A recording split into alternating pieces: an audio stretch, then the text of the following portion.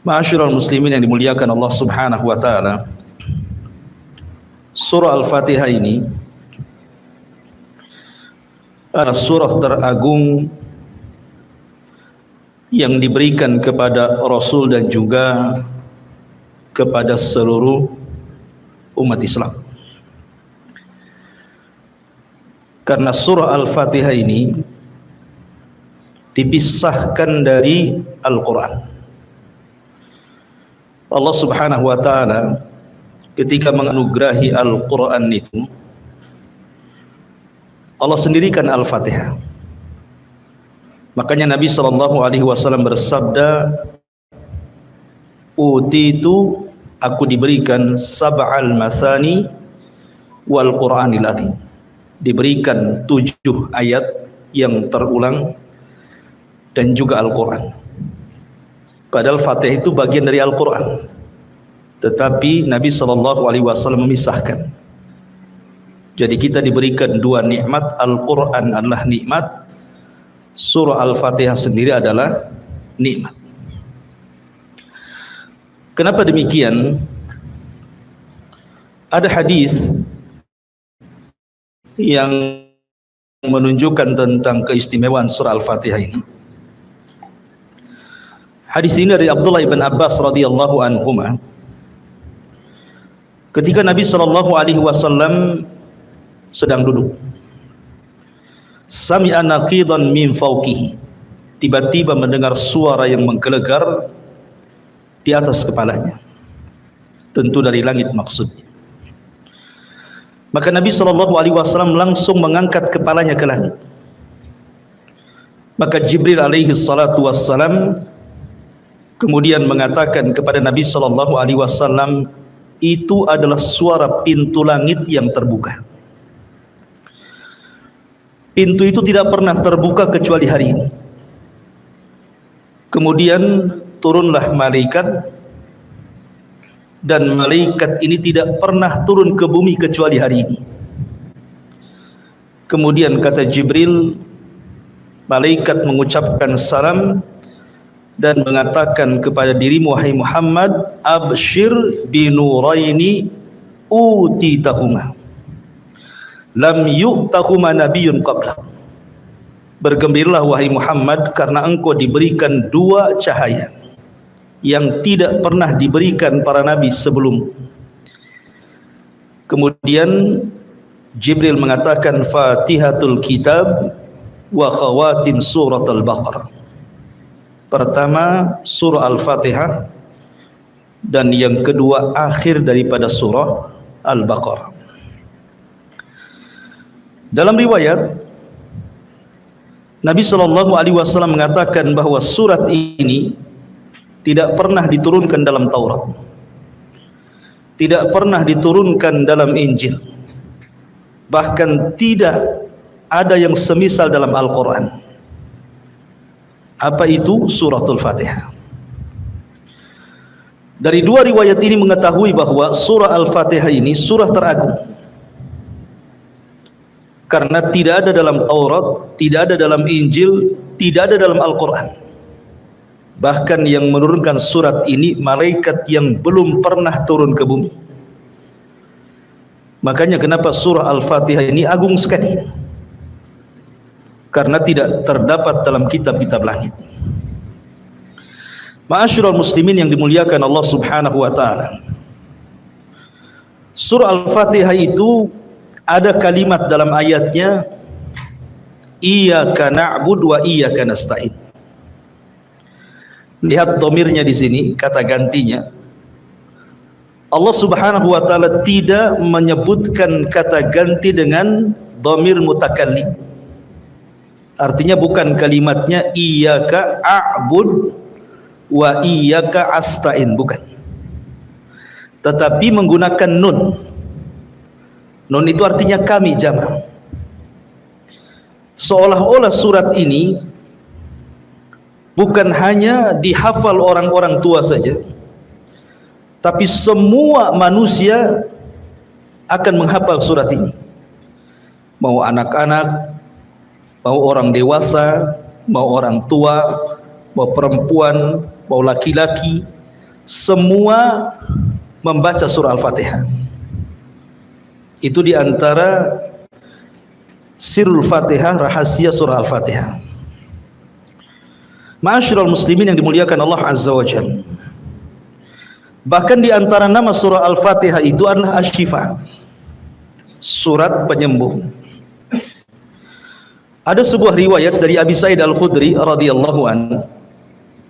Jadi suatu ketika Abu Sa'id Al-Khudri ini dan juga rombongannya pulang dari peperangan, kemudian kehabisan bekal, tidak ada makanan, tidak ada minuman, tidak ada apapun yang bisa mereka makan dan minum. Akhirnya kemudian mereka ingin bertamu ke salah satu dari daerah ataupun desa tertentu supaya orang-orang kampung itu menjamunya. Tapi qadarullah, orang-orang kampung itu semua bakhil. Tidak ada yang mau untuk menjamu rombongan para sahabat ini. Akhirnya kemudian para sahabat ini pun keluar dari kampung itu dan hendak mencari kampung lain. Qadarullah, rupanya ketua kampungnya tersengat kalajengking. Ketika tersengat kalajengking karena orang kampung itu tidak ada yang sanggup mengobati, dan dilihatnya para sahabat yang kampung itu nampaknya ada di antara mereka yang mampu mengobati, makanya orang kampung mengejar sahabat ini. Kemudian mengatakan, sudikah kalian mengobati ketua kami? Karena sahabat sudah sakit hati itu, masuk kampung minta dijamu, nggak ada yang ngasih. Sekarang pimpinannya terkena sengatan kalajengking, tiba-tiba minta diobati. Akhirnya para sahabat mengatakan, mungkin bahasa kita enak saja kan itu ya. Saya minta makan tak dikasih, sekali kalian sakit minta diobati, itu bahasanya. Akhirnya kemudian para sahabat mengatakan, ya, kami siap mengobati pimpinan kalian dengan syarat kalian harus memberikan imbalan kambing sekian dan sekian. Akhirnya kemudian salah seorang sahabat membacakan surah Al-Fatihah, kemudian diusap kepada bekas sengatan kalajengking itu. Tiba-tiba sembuh. Sesuai perjanjian kalau sembuh ngasih kambing kan itu. Akhirnya kemudian dikasih kambing, kemudian mereka pun sebagiannya dimakan dan sebagiannya dibawa pulang. Ketika kemudian sampai di hadapan Nabi SAW, para sahabat ini bercerita. Maka apa kata Nabi SAW? Dari mana kalian tahu bahwa surat itu adalah suratul ruqyah, surat yang bisa meruqyah? Kemudian Nabi SAW, kalau begitu maka berikan bagian kambing kalian untukku juga. Rasul minta bagian dari sini. Maka dari kisah ini surat Al-Fatihah itu disebut dengan suratul syifa, surat untuk menyembuhkan. Al-Imam Ibnul Qayyim rahimahullahu ta'ala itu mengarang satu kitab, judulnya Madarijus Salikin fi iyyaka na'budu wa iyyaka nasta'in. Itu beliau memberikan faedah banyak tentang surah Al-Fatihah. Lah kata Imam Ibnul Qayyim rahimahullahu ta'ala, dia mengatakan, kullu da'in lahu dawa, setiap penyakit itu pasti ada obatnya.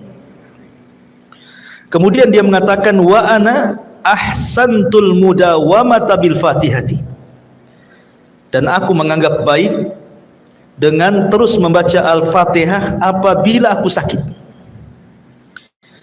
Jadi kata Ibnul Qayyim rahimahullahu ta'ala, setiap aku sakit, kubacakan surah Al-Fatihah dengan niat kesembuhan.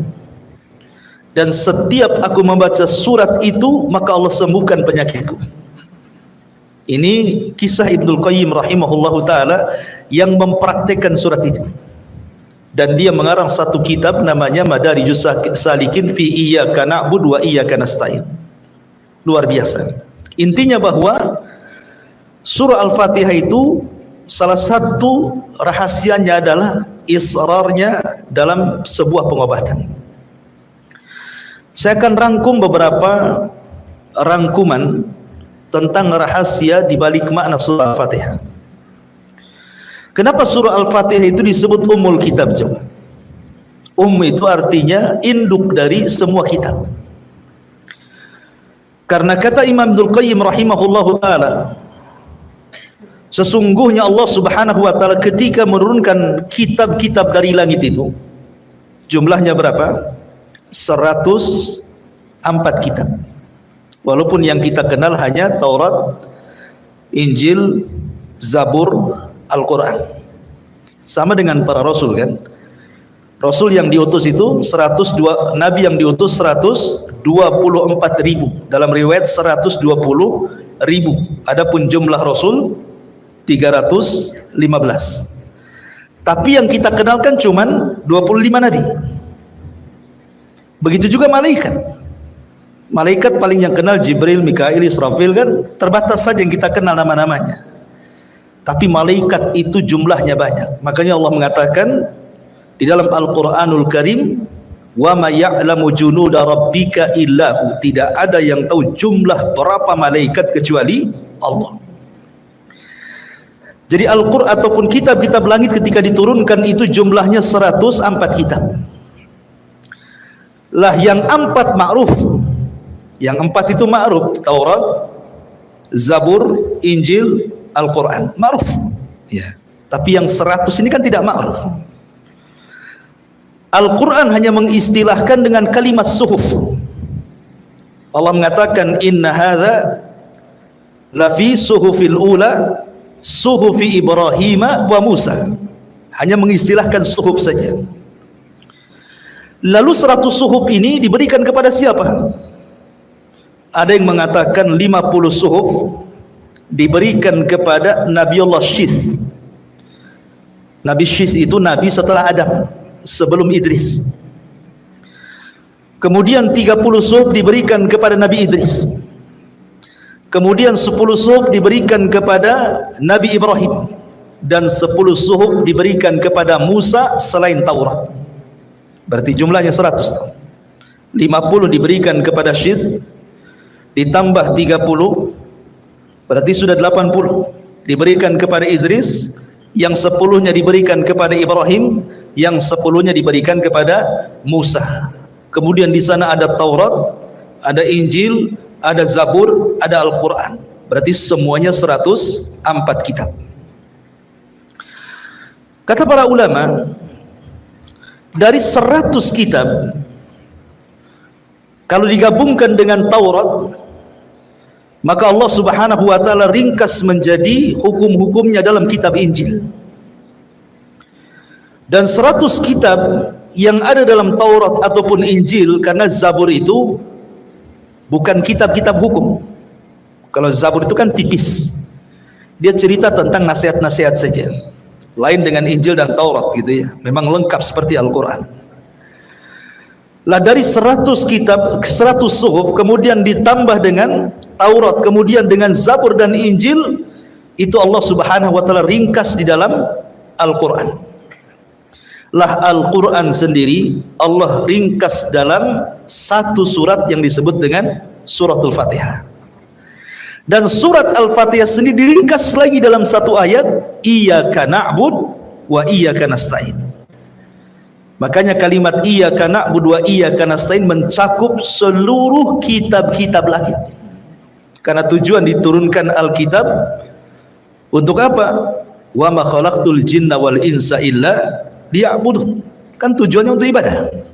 Maka ada pada kalimat Iyyaka na'bud wa iyyaka nasta'in.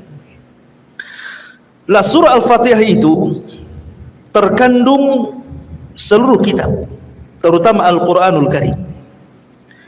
Kenapa demikian? Karena Al-Quran itu kalau kita bagi 3, maka sepertiga Al-Quran itu bicara tentang akidah, sepertiga Al-Quran itu bicara tentang ibadah, dan sepertiganya bicara tentang akhlak yang di dalamnya ada kisah-kisah para nabi dan rasul, dan iqab kepada orang-orang yang memusuhi para nabi dan rasul. 3 perkara ini ada pada surah Al-Fatihah. Kalau kita cerita tentang akidah, maka ada pada 3 ayat pertama surah Al-Fatihah. Alhamdulillahirabbil alamin, Ar-Rahmanir Rahim, maliki yaumiddin. Ini bicara tauhid. Tauhid dari 3 tauhid, bicara tentang rububiyah, bicara tentang uluhiyah, bicara tentang asma dan sifat. Adapun rububiyah, Rabbul Alamin. Rabb, rububiyah diambil dari kata-kata Rabb, maka disebut rububiyah.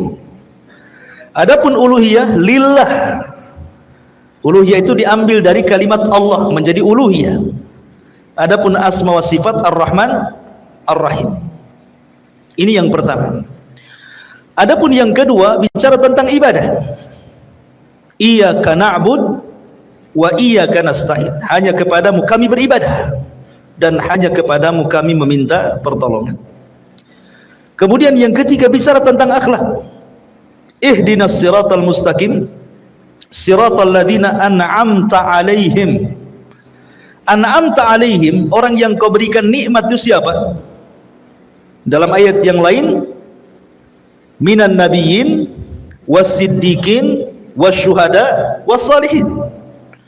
Orang-orang yang diberikan nikmat itu mereka para nabi, mereka para siddiq, mereka para syuhada, mereka orang-orang saleh, dan mereka adalah orang-orang yang pantas kita tiru akhlaknya. Makanya surah Al-Fatihah itu mencakup Al-Quran secara keseluruhan. Ini yang pertama. Kemudian yang kedua, surah Al-Fatihah ini mengajarkan kepada kita bagaimana caranya kita beribadah. Bagaimana caranya kita beribadah kepada Allah Subhanahu wa ta'ala. Pertama, ma'rifatullah, mengenal Allah Subhanahu wa ta'ala. 3 ayat pertama mengenal Allah. Ya kan? Kan sebelum kita beribadah kita harus mengenal siapa yang kita ibadahi kan? Kalau Anda beribadah kemudian tidak kenal siapa yang Anda ibadahi, Anda sedang beribadah kepada siapa? Kan itu ya. Kita ibadah ini harus tahu yang diibadahi siapa. Yang diibadahi adalah Allah. Makanya Allah ajarkan bagaimana cara beribadah. Sebelum kita mengatakan iyyaka na'bud, hanya kepada mulah kami beribadah, Allah kenalkan dulu siapa dirinya. Alhamdulillahirabbil alamin, arrahmanir rahim, maliki yaumiddin. Inilah ma'rifatullah dengan segala jenis tauhid yang saya sebutkan tadi. Kemudian yang ketiga, di dalam ayat ini juga, dalam surat Al-Fatihah ini juga diajarkan kepada kita bagaimana caranya kita meminta hidayah. Meminta hidayah. Kalau kita melihat hadis Nabi SAW tentang balasan orang yang membaca surah Al-Fatihah dalam sholat, kata Nabi SAW, Fatihah itu dibagi menjadi 2, separuhnya untuk Allah dan separuhnya untuk hamba. Kemudian Allah Subhanahu wa ta'ala berfirman dalam hadis qudsi, kalau Anda membaca alhamdulillahirabbil alamin, segala pujinya milik Allah, Rabb semesta alam, maka Allah akan menjawab apa? Hamidani abdi, hambaku sedang memujiku. Apabila kita membaca dalam salat kita Ar-Rahman Ar-Rahim, maka Allah jawab di langit, Asna alayya abdi, hambaku sedang mengagungkan diriku. Kalau kita membaca Maliki yaumiddin, maka Allah Subhanahu wa ta'ala akan jawab di langit, Majjadani abdi, hambaku sedang membesarkan diriku. Sampai di sini ini untuk Allah. Kemudian Allah mengatakan iyyaka na'bud wa iyyaka nasta'in. Allah jawab di langit apa? Hadza baini wa baina abdi wa li abdi mas'al. Hadza baini, ini dalam kalimat iyyaka na'bud, ini untukku, ibadah itu untuk Allah. Wa iyyaka nasta'in, ini untuk hambaku. Karena meminta pertolongan itu kita minta pertolongan kepada Allah. Wali abdi masa'al, dan Allah berjanji akan mengabulkan hamba-hambanya yang meminta kepadanya. Ihdinas siratal mustaqim, siratal ladzina an'amta alaihim ghairil maghdubi alaihim waladdallin. Sama, hadza baini, ini untukku, maksudnya hidayah milik Allah. Ya kan? Karena kita tidak bisa memberikan hidayah kecuali irsyad, taufik itu milik Allah. Wa baina abdi, dan bagi hamba, dengan cara terus berdoa meminta hidayah kepada Allah Azza wa Jalla agar dihindarkan dari sifat-sifat orang Yahudi al-maghdub dan juga sifat-sifat orang Nasrani al-zalim. Makanya dalam mazhab Syafi'i, dalam sebagian mazhab mereka mengatakan kalau antum sholat, karena dalam mazhab Syafi'i itu sholat wajib membaca Fatihah. Mau dikeraskan imamnya, mau disirkan imamnya, makmum tetap baca Fatihah. Itu dalam mazhab Syafi'i.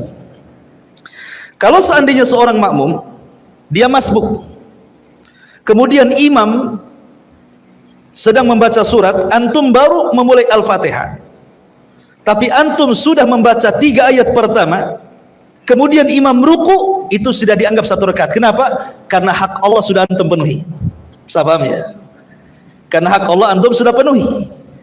Ya. Tetapi kalau seandainya belum selesai baru alhamdulillah kemudian ruku, belum dianggap 1 rakaat. Paham kan? Ya. Itu dalam mazhab Syafi'i seperti itu. Karena 3 ayat pertama itu hak Allah.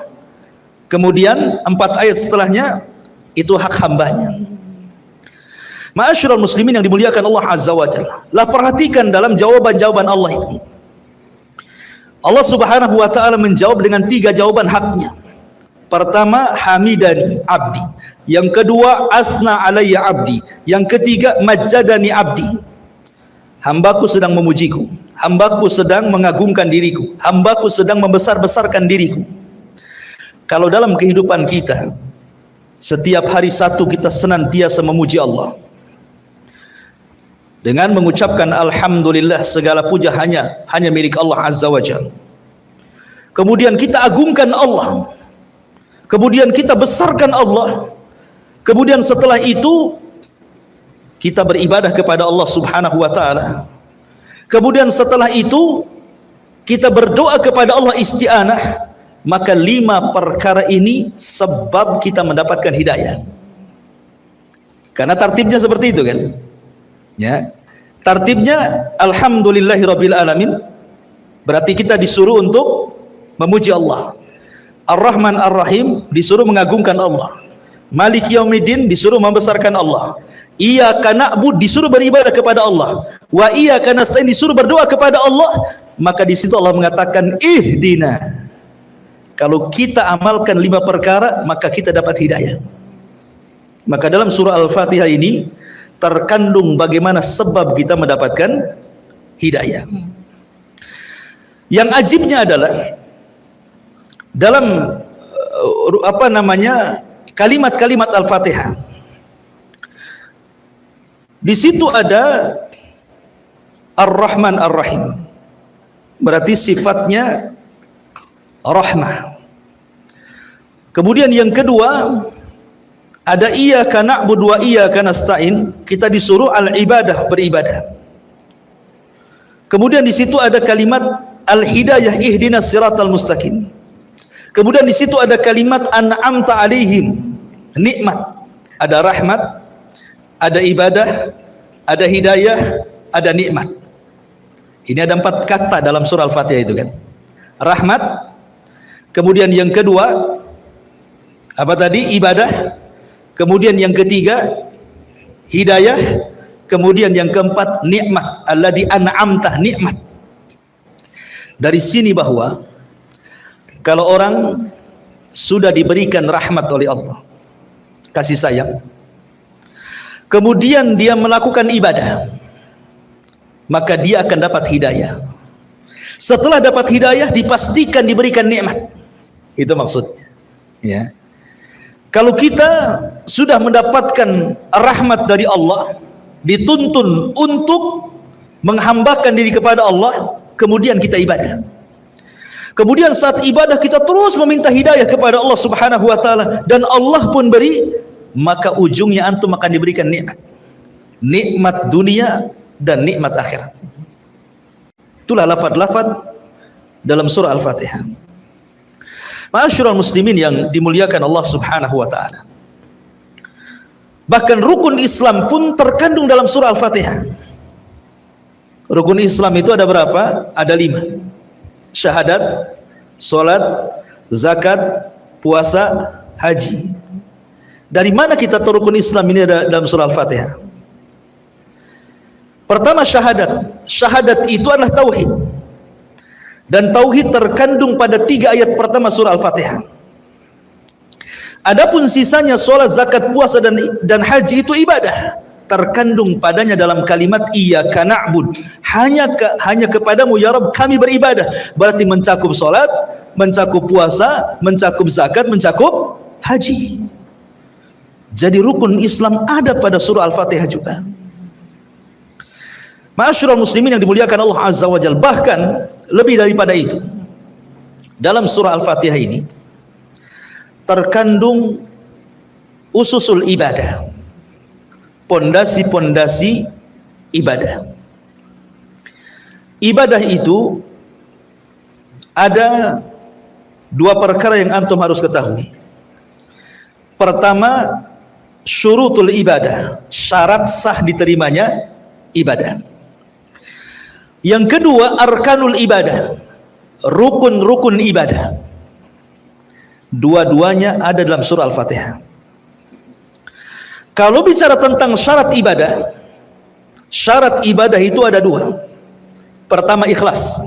Ibadah itu harus ikhlas. Mana ayatnya? Alhamdulillah. Kita harus memuji karena Allah.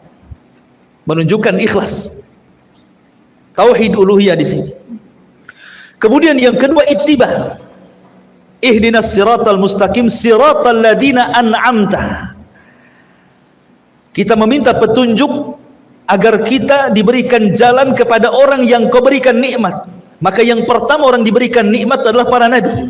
Dan nabi yang diutus kepada kita siapa? Rasulullah. Kita harus mencontoh Nabi sallallahu alaihi wasallam. Maka di sini ada syurut ibadah. Kemudian yang kedua, arkanul ibadah, rukun ibadah. Rukun ibadah ada 3. Tidak bisa antum tinggalkan satu daripada 3 rukun ibadah ini. Ibadah tidak akan berpahala. Pertama, al-mahabbah, kecintaan kita kepada Allah. Yang kedua, al-khawfu, perasaan takut kita kepada Allah. Yang ketiga, ar-raja'u, perasaan harap kita kepada Allah Azza wa Jalla. Ini 3 perkara tidak boleh, tidak harus dihadirkan dalam ibadah. Ketika kita beribadah, kita harus cinta, bukan terpaksa. Ketika beribadah, kita harus takut tidak diterima ibadahnya. Ketika kita beribadah, kita harus mengharap dengan ibadah ini Allah akan berikan balasan berupa sorga dan kenikmatannya. Ini 3 perkara tidak boleh tinggalkan dalam ibadah. Makanya disebut arkanul ibadah namanya, rukun-rukun ibadah. Dan itu ada pada surah Al-Fatihah. Pertama, al-mahabbah, perasaan cinta. Alhamdulillah. Segala puja dan puji hanya milik Allah. Tidak mungkin kita memuja dan memuji Allah kecuali karena cinta. Makanya kalau orang cinta pasti memuji. Kalau orang benci pasti mencela. Kan begitu ya? Kalau kita memuji orang, hilang keburukannya, yang ada kebaikannya. Kalau kita membenci, hilang kebaikannya, yang ada keburukannya. Maka kalimat alhamdulillah itu artinya penanaman cinta kepada kita, cinta kepada Allah Subhanahu wa ta'ala. Kemudian yang kedua, raja, harapan. Ar-Rahman Ar-Rahim. Ini ada kandungan harapan. Kenapa? Karena Ar-Rahman Ar-Rahim itu sifatnya sama, rahmat. Artinya kasih sayang Allah Subhanahu wa ta'ala kepada kita. Di sini ada harapan, ada ketenangan bagi kita. Kita ini sedang bermuamalah dengan zat yang penuh dengan rahmat. Makanya segudang dosa yang kita lakukan, kalau kita menghadap Allah Subhanahu wa ta'ala dan tidak membawa kesyirikan sedikit pun, tetap Allah terima taubatnya. Bahkan orang yang berbuat syirik sekalipun kalau bertobat, tetap diterima taubatnya. Ada harapan, harap kepada Allah Subhanahu wa ta'ala. Kemudian yang ketiga, al-khawf, perasaan takut. Dari mana kita ambil? Maliki yaumiddin, bahwa Allah itu raja di hari pembalasan, kita harus takut. Makanya kata Umar bin Khattab radhiyallahu an ketika memberikan catatan kepada kalimat Maliki Yaumiddin, beliau mengatakan, kalau seandainya orang paham bahwa di sana ada yaumuddin, yaumuddin itu hari pembalasan, ma'akalal qawiyyu dhaif, tidak mungkin orang kuat memakan orang lemah. Tidak mungkin orang itu semena-mena gitu ya, menindas itu tidak mungkin. Kenapa? Karena ada balasan. Ya, di dunia dia bisa menekan orang, di akhirat dia ditekan Allah, kan itu ya. Makanya kalau paham bahwa yaumuddin, apa din? Din itu bukan agama. Din itu artinya balasan. Semua orang akan dibalas karena kezalimannya. Makanya kalau orang paham perkataan Umar bin Khattab bahwa di sana ada hari pembalasan, tidak mungkin orang itu mencuri, tidak mungkin orang berdusta, tidak mungkin orang menipu, tidak mungkin orang zalim, tidak mungkin orang hasad, tidak mungkin orang menyakiti, tidak mungkin orang mencela, mencaci, memaki, menggibah dan yang lainnya. Kenapa? Di sana ada hari pembalasan gitu ya. Maka timbul perasaan al-khaufu, takut. Berarti dalam surah Al-Fatihah juga di situ ada ususul ibadah, namanya pondasi-pondasi ibadah, baik syaratnya ataupun rukunnya. Jadi luar biasa surah Al-Fatihah itu. Ya. Ma'asyiral muslimin yang dimuliakan Allah Subhanahu wa taala. Kemudian juga kalau kita melihat petikan-petikan dalam surah Al-Fatihah, Allah Subhanahu wa taala ketika menyebut kalimat alhamdulillahi rabbil alamin, pujian hanya milik Allah Subhanahu wa taala. Sering saya jelaskan kepada antum, kalimat alhamdu itu, alhamdulillah, itu bukan kalimat biasa, tapi kalimat yang luar biasa. Karena kalimat alhamdulillah ini yang mengucapkan bukan hanya sekedar manusia. Semua makhluk yang Allah ciptakan, mereka bertasbih dengan menyebutkan alhamdulillah. Ini kalau seandainya botol ini dia sedang bertasbih kepada Allah Azza wa Jal, kemudian kita mampu mendengar ucapan tasbihnya, pasti botol itu akan mengucapkan alhamdulillah. Tiang, kipas, apalagi di sini meja yang antum pakai itu, mereka semua bertasbih. Karena Allah yang mengatakan, wa im min kulli syai'in illa yusabbihuna bihamdi walakin la tafqahuna tasbihahu. Kan itu ya. Segala sesuatu yang Allah ciptakan itu semua bertasbih, cuman kalian tidak paham tasbihnya. Dengan apa mereka bertasbih? Bihamdi. Kalimat hamdi artinya kalimat alhamdulillah. Berarti kalau seandainya Allah perdengarkan pohon pisang bertasbih, pasti pohon pisang akan mengucapkan alhamdulillah.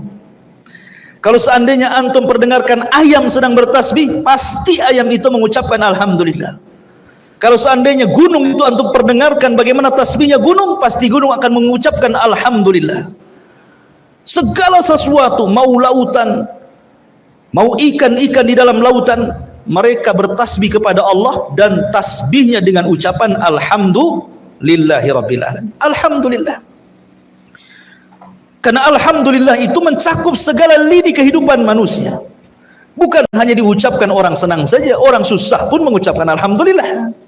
Enggak percaya antum datang ke orang sakit, gimana kondisinya? Alhamdulillah, sakit saya tidak terlalu parah. Tuh sebelah sana itu sudah meninggal kemarin. Alhamdulillah juga dia, padahal dia stroke ya.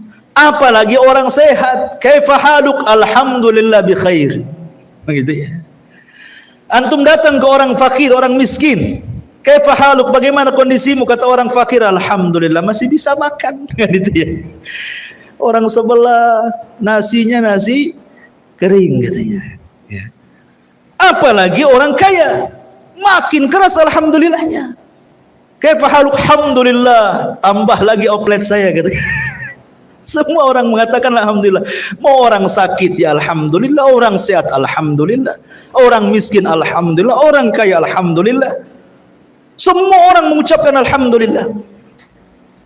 Bahkan para malaikat Disebutkan di dalam Al-Quranul Karim, lihat bagaimana para malaikat, seluruh malaikat, seperti Allah mengatakan dalam surah Ghafir ayat 7, alladzina yahminuna al-arsya wa man hawlahu yusabbihuna bihamdi rabbihim, dan para malaikat-malaikat pemikul arsy dan seluruh malaikat di sekitarnya, mereka bertasbih dengan menyebut alhamdulillah.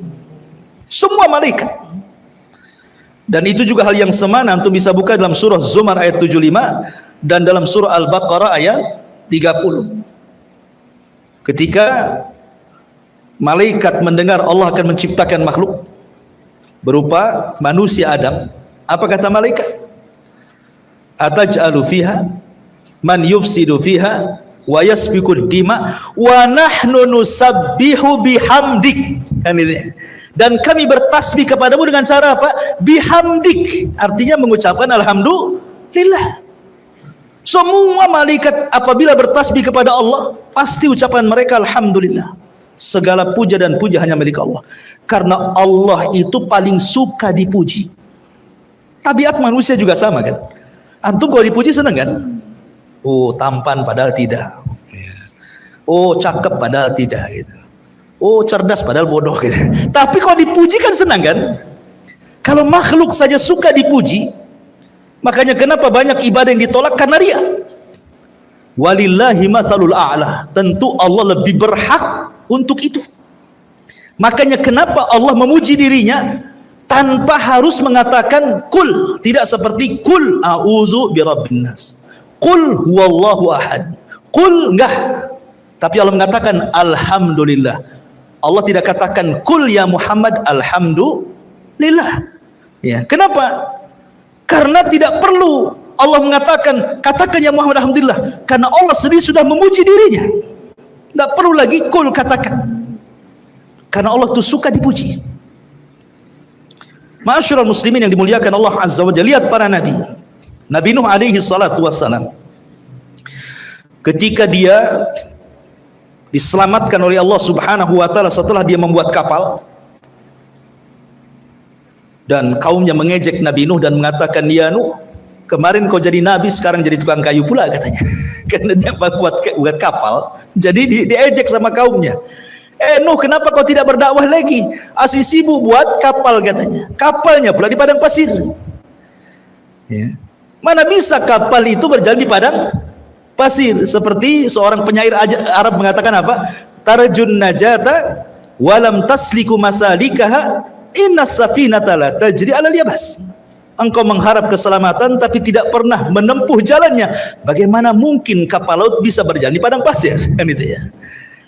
Jadi Nuh itu dia membuat kapal di padang pasir, sehingga kaumnya itu menganggap gila kalau buat perahu ya di laut sana, ngapain buat kapal di padang pasir? Kemudian mereka mengejek, ya Nuh, kemarin kau jadi nabi, sekarang kau jadi tukang kayu katanya. Mereka tidak paham Nuh sedang mempersiapkan sesuatu yang Allah perintahkan karena kecongkakan umatnya. Ketika betul-betul kapal sudah jadi, tanda-tandanya sudah ada, maka Nuh kemudian memasukkan orang yang beriman dan binatang sepasang-pasang ke perahunya.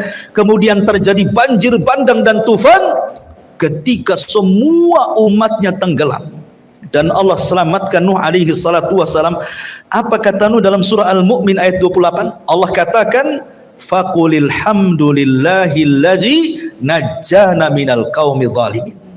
Katakan ya Nuh, alhamdulillah. Allah mengatakan, katakan ya Nuh alhamdulillah, yang telah menyelamatkan kami dari kaum yang zalim. Nuh disuruh mengucapkan alhamdulillah. Kemudian Nabi Ibrahim ini sudah tua, dan juga istrinya sudah tua, mandul lagi, tidak mungkin punya anak. Makanya kemudian karena sudah putus asa tidak mungkin punya anak, Sarah mengatakan kepada Ibrahim, menikahlah kau dengan Hajar, mudah-mudahan kau punya anak. Akhirnya kemudian digaulilah Hajar, betul-betul hamil, punya anak Ismail. Rupanya selang beberapa waktu, akhirnya kemudian Sarah pun punya anak Ishak. Terkadang harus dipancing dulu ya. Jadi antum yang menikah lama tidak punya anak, coba poligami. Kayak Ibrahim.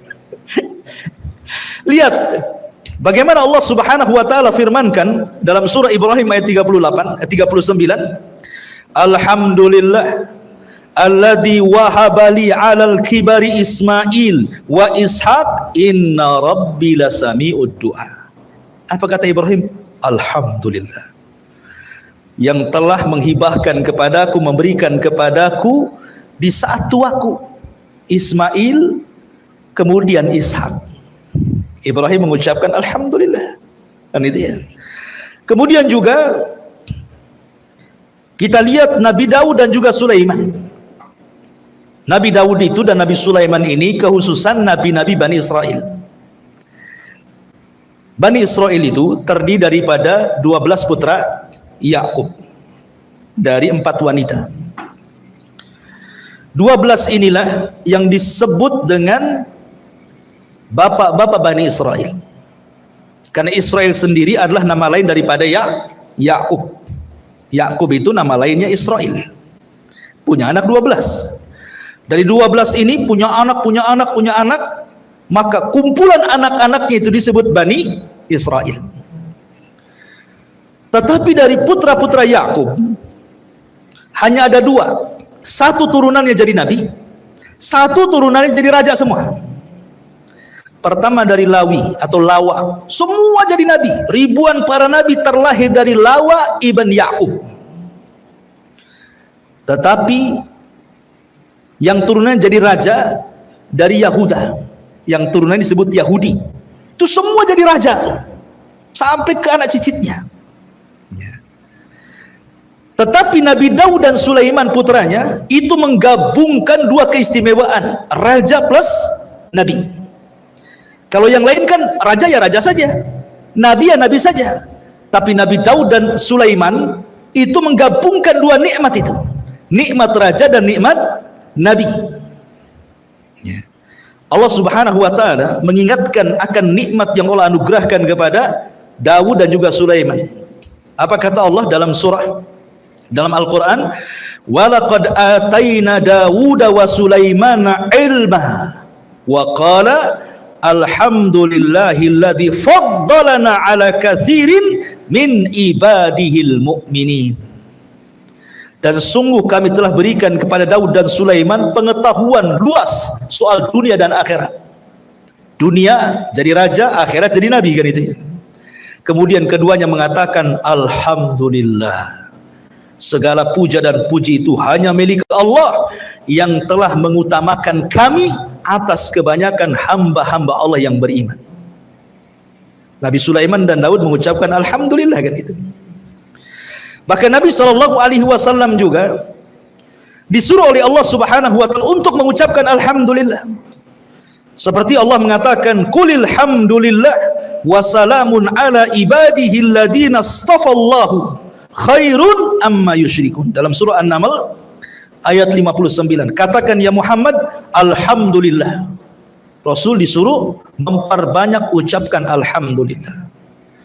Bahkan kalimat yang pertama diucapkan Nabi Adam adalah alhamdulillah. Jadi ketika Allah Subhanahu wa taala menciptakan Adam, diutus malaikat Jibril, Mikail dan malaikat-malaikat yang untuk mengambil tanah di bumi ditolak sama bumi. Enggak boleh. Ketika diutus malakul maut, bumi tidak bisa apa-apa. Sehingga malakul mautlah yang mengambil tanah-tanah dengan berbagai macam sifat dan warnanya dari bumi diangkat ke langit. Itulah bahan baku Adam. Karena bahan baku Adam itu dari sifat-sifat bumi, ada yang keras, ada yang lembut, ada yang becek gitu ya, mungkin bahasa gitu. Ada yang tanah hitam, ada yang tanah putih, ada yang merah, dan macam-macam warna tanah. Makanya sifat manusia sama dengan sifat tanah. Makanya tanah, ada orang yang keras, oh mungkin dari tanah keras gitu. Ada yang lembut, mungkin dari yang becek-becek gitu, lempung-lempung gitu. Ada yang hitam, oh mungkin dari tanah hitam. Ada yang putih, mungkin dari tanah putih. Ada yang kehitaman, keputihan atau belang, mungkin campuran gitu. Jadi semua sifat manusia itu kembali kepada sifat tanah. Ya. Diangkatlah Nabi bahan baku Adam ini ke langit. Kemudian Allah sendiri yang membentuknya. Ingat, Allah sendiri yang bentuknya. Itulah keutamaan Adam, dibentuk oleh Allah. Allah yang bentuk. Makanya Allah mengatakan laqad khalaqnal insana fi ahsani taqwim. Sungguh kami, kata Allah, menciptakan manusia dengan sebaik-baik bentuk. Adam diciptakan sebaik-baik bentuk. Makanya manusia itu paling indah ciptaannya dibandingkan semua makhluk Allah yang Allah ciptakan di bumi. Coba perhatikan binatang. Tidak ada binatang itu yang bisa berdiri di antara dua kaki. Sebutkan binatang apa? Dia bisa berdiri dengan dua kaki, berjalan tegap gagah seperti manusia. Tidak ada. Sapi 4 kaki, kambing sama, ya kan? Ular tak punya kaki lagi dia. Dia pakai perut jalannya kan itu ya. Apalagi kera, ya. Kera juga tidak bisa 2 kaki tegap, sekali-kali aja dia. Ya. Kucing apalagi bisa dia berdiri waktu atraksi saja. Habis itu dia tidak ada ceritanya binatang itu yang berdiri dengan 2 kaki dengan tegap kecuali manusia kan. Karena memang manusia itu fi ahsani taqwim. Allah sendiri yang bentuk. Lah ketika Allah Subhanahu wa taala memasukkan ruh kepada Adam di hadapan para malaikat, pertama kali Adam itu bersin. Haji gitu. Ya. Apa kata Allah? Qul ya Adam alhamdulillah. Katakan ya Adam alhamdulillah. Berarti ucapan yang pertama Nabi Adam keluar dari mulutnya itu alhamdulillah. Maka Allah mengatakan yarhamuka rabbuk. Rabbmu memberikan rahmat kepadamu Adam. Makanya jadi sunnah kalau orang bersin baca alhamdulillah, di sampingnya mendoakan yarhamukallah. Tapi dari sini menunjukkan bahwa Adam membaca alhamdulillah. Pertama ucapan keluar dari mulut Adam itu alhamdulillah. Bahkan bukan hanya malaikat, Adam, para nabi, orang yang masuk neraka saja mereka mengucapkan alhamdulillah. Kenapa orang masuk neraka mengucapkan alhamdulillah? Penduduk neraka ketika mengucapkan alhamdulillah bukan karena senang, tetapi karena mereka dimasukkan ke dalam neraka bukan karena kezaliman Allah, tapi karena keadilannya. Ya. Allah itu ketika mengadab manusia bukan karena kezaliman, bukan karena Allah zalim kepada makhluk, tidak. Itu semua karena keadilannya. Sebab kalau Allah menyiksa karena kezalimannya, habis manusia itu. Makanya penduduk neraka masih mengucapkan alhamdulillah, apalagi penduduk surga. Bahkan orang yang pertama keluar dari kubur, orang-orang yang beriman ketika dibangkitkan tiupan sangkakala yang kedua, ketika manusia bangkit dari kuburannya, apa kata Allah? Allah Subhanahu wa taala berfirman, yauma yad'ukum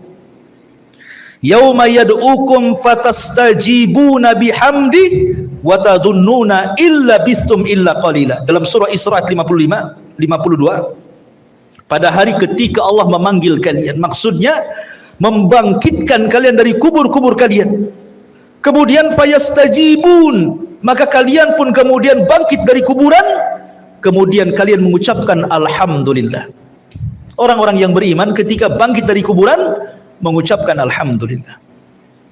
Ketika mereka masuk ke dalam surga, mereka pun mengucapkan alhamdulillah. Alhamdulillahilladzi hadana li hadza wa ma kunna linahtadiya laula an hadanallah. Ini kalimat ketika masuk ke dalam surga. Ketika di dalam surga mereka juga mengucap alhamdulillah. Wa qalu alhamdulillahilladzi adhaba annal hazan. Dalam surah Yunus ayat 9-10. Kemudian akhir ucapan penduduk surga juga adalah alhamdulillah, sebagaimana Allah mengatakan di dalam surah Az-Zumar ayat 74, wa akhiru da'wana, dalam surah Yunus ayat 10, wa akhiru da'wahum anil hamdulillahi rabbil alamin. Lihat di sini, berarti orang yang beriman itu ketika keluar kuburan mengucapkan alhamdulillah, ketika masuk surga mengucapkan alhamdulillah, ketika dalam surga mengucapkan alhamdulillah, dan akhir ucapan penduduk surga alhamdulillah. Nah, jadi oleh karena itulah kenapa Rasul mengatakan Katakanlah alhamdulillah ala kulli hal. Ucapkan alhamdulillah dalam kondisi apapun. Karena begini ikhwan, ketika antum kerja, yang sudah kerja, antum berangkat dari rumah ke tempat pekerjaan, ya, kemudian antum lihat ada orang yang kecelakaan, tertabrak brak gitu kan, mati. Harusnya apa yang antum katakan? Alhamdulillah. Supaya kita tidak seperti dia gitu maksudnya, ya. Jadi setiap kita melihat musibah orang lain, ucapkan kalimat itu supaya jangan seperti dia. Karena bisa saja terjadi kepada kita. Kita ini sudah hati-hati, ya. Lampu sudah hijau, antum lewat, rupanya yang lain melanggar antum. Bisa saja terjadi kan? Ada orang makanya di jalan ini repot, antum mau ngebut nabrak orang, lambat pula ditabrak orang. Itulah jalan raya. Dan jalan raya itu tempat kematian paling banyak hari ini. Padahal di zaman Rasul tidak ada orang mati di jalan. Makanya sering saya katakan di zaman Rasul tidak ada orang mati di jalan, karena nggak ada unta nabrak keledai gitu ya. Zaman sekarang truk nabrak tronton gitu ya, beca ditabrak sama mobil, macam-macam. Makanya kalau melihat musibah, ucapkan alhamdulillah supaya tidak terkena musibah itu. Antum masuk nih, pulang dari ngaji, masuk ke rumah, istri sehat, anak-anak sehat, tidak terjadi kebakaran di rumah, tidak jadi apapun di rumah, tidak kemalingan, ucapkan alhamdulillah. Supaya apa? Supaya selamat terus rumah itu. Itu maksudnya. Itu bentuk syukur. Bukan Allah mengatakan kan, la in syakartum la azidannakum. Kalau engkau banyak bersyukur, ku tambah. Jadi kalau kita masuk rumah melihat kondisi semua baik, alhamdulillah, insya Allah Allah tambah. Kalau sekarang istri antum satu, Allah tambah, alhamdulillah. Kata akhwat, inna lillah wa inna ilaihi rajiun. Masyarul muslimin yang dimuliakan Allah. Intinya kalau kita kupas, alhamdulillah, banyak kan nih rahasia-rahasia dalam surah Al-Fatihah ini, ya. Masyarul muslimin yang dimuliakan Allah Azza wa Jalla. Ar-Rahman Ar-Rahim. Ar-Rahman Ar-Rahim ini bukan kalimat biasa, ya. Minimalnya kita ucapkan 17 kali dalam sholat kita kan, dalam sholat wajib saja, belum sholat-sholat sunnahnya. Karena Ar-Rahman Ar-Rahim itu kalau antum perhatikan, kita memperhatikan maknanya, seolah-olah kita sedang diliputi rahmat Allah, kasih sayang Allah subhanahu wa ta'ala. Kasih sayang Allah itu banyak sekali, ikhwatu fiddin, muliakan Allah azza wa jalla. Sampai-sampai Nabi SAW ketika bicara tentang rahmat Allah subhanahu wa ta'ala, Allah itu memiliki mi'atu rahmah, 100 rahmat. Kemudian anzala minha rahmatun wahidah, tapi yang diturunkan ke bumi cuma satu. Bayangkan, Allah itu punya 100 rahmat kasih sayang, tapi yang diturunkan ke bumi cuma satu. Tapi dengan satu ini saja kita bisa melihat bagaimana seorang ibu menyayangi anaknya, ya kan? Bagaimana seorang bapak menyayangi anak-anaknya, bagaimana seorang anak cinta dengan ayahnya, bagaimana sesama binatang saling sayang. Kita lihat satu saja, kita melihat luar biasa, ya, rahmat bagi manusia itu. Bagaimana orang masuk surga? Yang rahmat Allah itu 99 kan di sana. Yang satu saja kita bisa melihat bagaimana kasih sayang manusia dengan manusia yang lain itu luar biasa. Seperti ada di zaman sahabat itu yang menggendong ibunya haji dari awal manasik sampai selesai karena cintanya dengan ibunya. Uwais ibn Qaran, Uwais al-Qarani itu seorang kibarut tabi'in, hidup di zaman Nabi. Sebenarnya dia bisa jadi sahabat, tinggal datang dari Yaman ke Madinah berjumpa dengan Nabi, jadi sahabat dia kan. Karena syarat jadi sahabat itu harus melihat Nabi, beriman kepada Nabi, dan mati di atas agama Nabi. Itu sahabat namanya. Tapi Uwais al-Qarani bela-bela dia birrul walidain, sayangnya dengan ibunya sampai mengalahkan semuanya, ya. Begitulah rahmat ditanamkan oleh Allah Azza wa Jalla. Pada satu rahmat itu yang diturunkan, tetapi untuk satu dunia. mencakup ke binatangnya, mencakup ke manusianya, dan begitu seterusnya. Bagaimana di sorga yang 99 rahmat itu? Di dunia saja kita sudah tenang, apalagi orang tua punya 5 anak, semua anaknya berbakti, tenang rasanya gitu ya. Itu rahmat Allah itu. Gimana di sorga yang 99 itu kan ya. Jadi kalimat Ar-Rahman Ar-Rahim ini bicara tentang rahmat, bicara tentang rahmat, kasih sayang Allah subhanahu wa ta'ala kepada kita. Sehingga kalau kita yakin Allah itu sayang dengan kita, ikhwatu fiddin, maka tidak ada orang yang putus asa di dunia ini. Nggak ada. Kebanyakan orang yang putus asa itu karena tidak paham kalimat Ar-Rahman Ar-Rahim ini. Apalagi seperti tadi yang saya jelaskan, Maliki Yaumiddin, ditanamkan sifat takut gitu ya.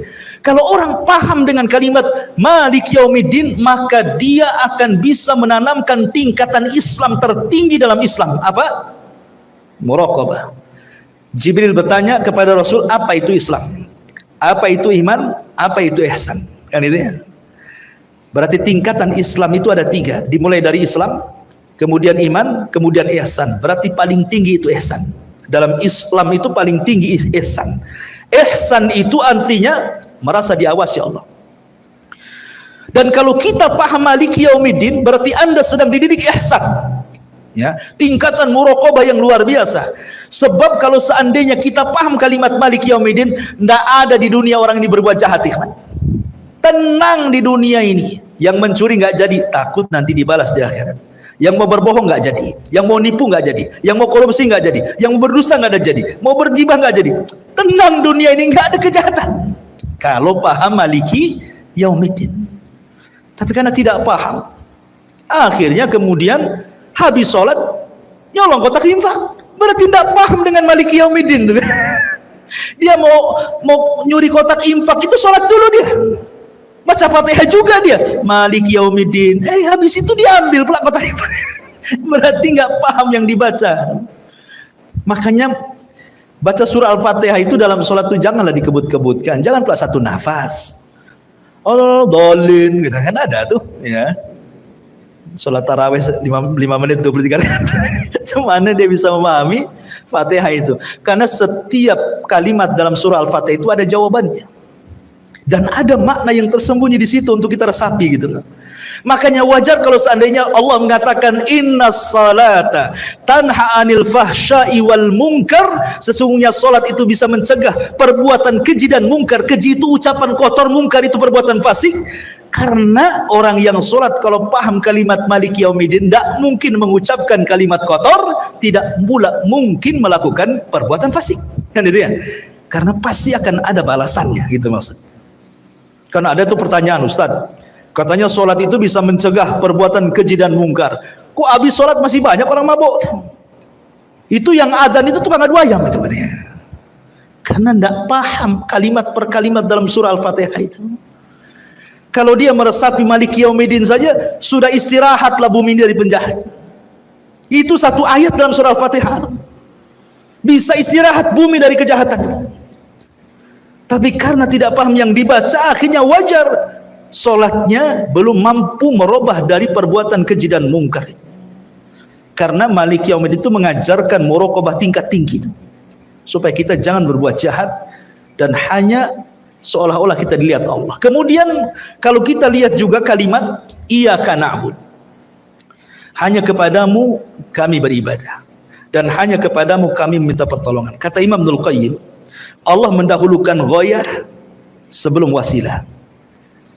Ghayah itu tujuan, wasilah itu perjalanan ke tujuan. Nah, itu ya. Kalau kita mau ke Batu Aji itu ghayahnya, perjalanannya itu disebut wasilah. Ya kan?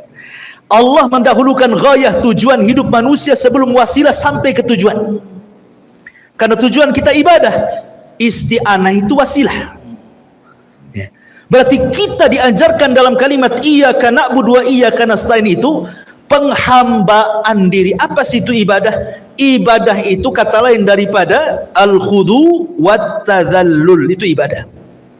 Khudu itu artinya merendahkan, tadzallul itu menghinakan.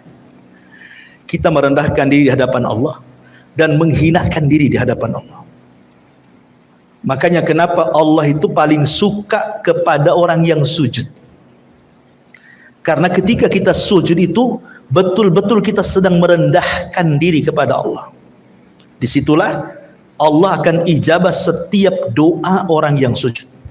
Karena hadisnya bahwa seafdal-afdalnya doa ketika sujud. Allah tidak mungkin menolak doa orang yang sedang sujud. Maka kalau ingin berdoa ketika sujud itulah, karena itu waktu rendah-rendahnya kita di hadapan Allah itu. Ketika merendahkan betul, meletakkan dahi di tanah, itulah sebenarnya merendahkan kita kepada Allah. Kalau orang paham iyyaka na'bud, saya kira tidak ada orang sombong di bumi ini. Enggak ada. Karena semuanya harus merendahkan kepada Allah. Enggak ada orang yang congkak, yang sombong, yang takabur, itu enggak ada. Kalau seandainya para penguasa itu ketika sujud dalam solat, kemudian ketika dia membaca surah Al-Fatihah iyyaka na'bud, maknanya kita harus merendahkan dan menjadi hamba bagi Allah, tidak mungkin kemudian dia takabur ketika menjadi pemimpin. Karena di sana ada pemimpin yang sesungguhnya Allah Subhanahu wa taala. Apalah kita di hadapan Allah, wallahu akhrajakum min butuni ummahatikum la ta'lamuna syai'a. Ketika kita dikeluarkan dari rahim ibu kita, kita tidak tahu apa-apa loh.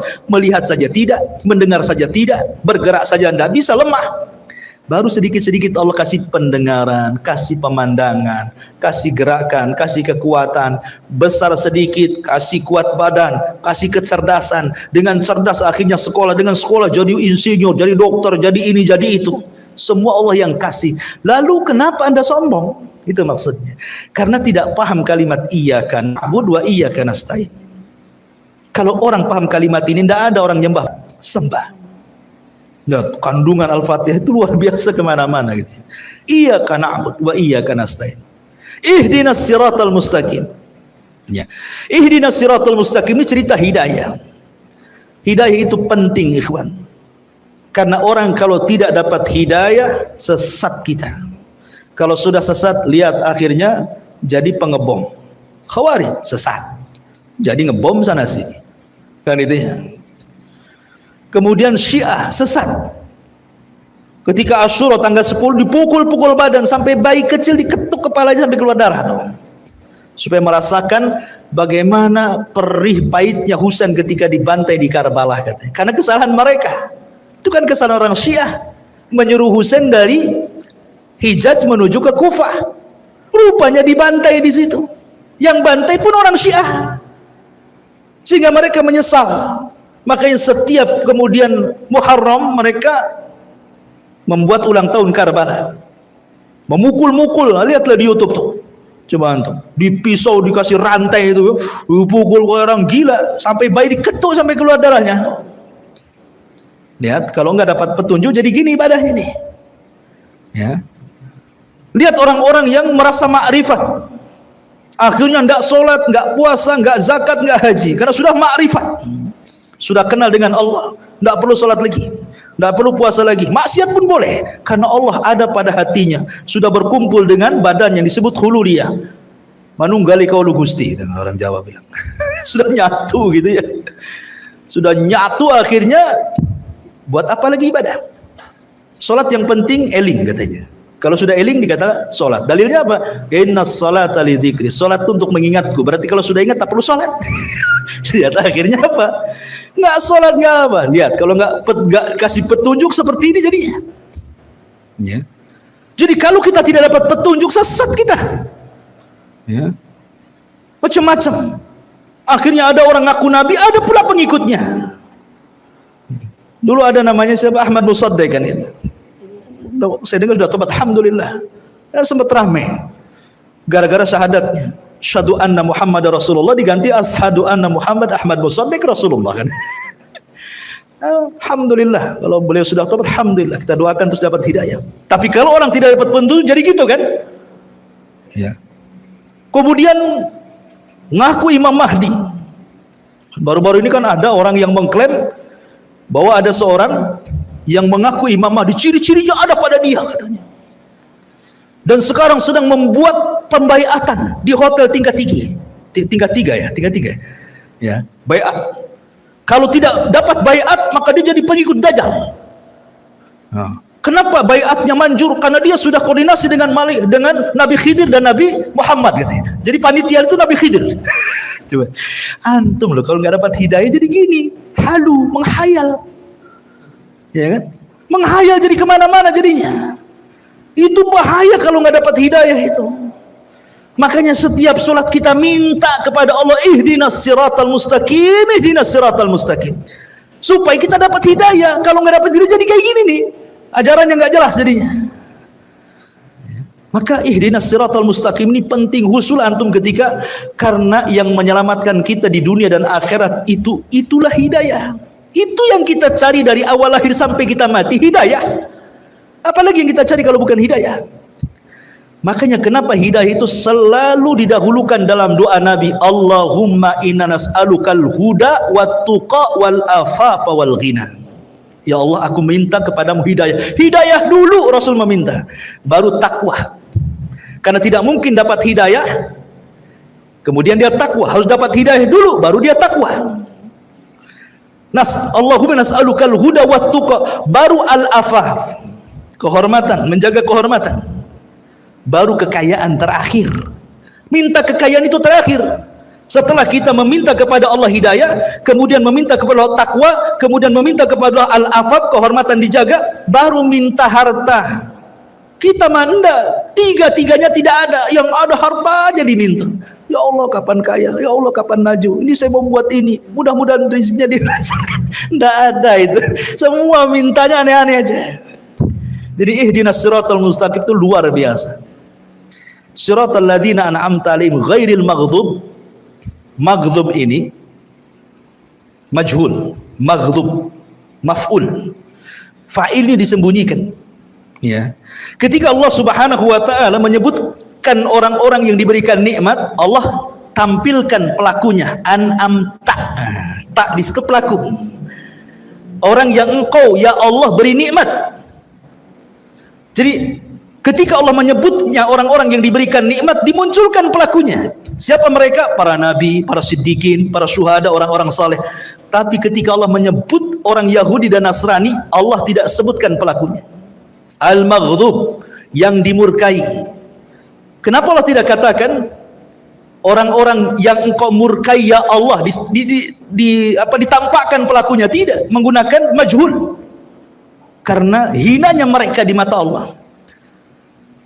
Karena orang-orang Yahudi itu maghdub, memang betul-betul dimurkai. Kenapa mereka dimurkai? Karena orang Yahudi itu diberikan kecerdasan yang tidak diberikan kepada umat yang lain.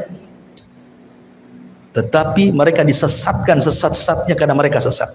Mereka tidak mau mengamalkan ilmunya walaupun banyak ilmu. Terbalik pula dengan Nasrani, dhalun wala dhalin.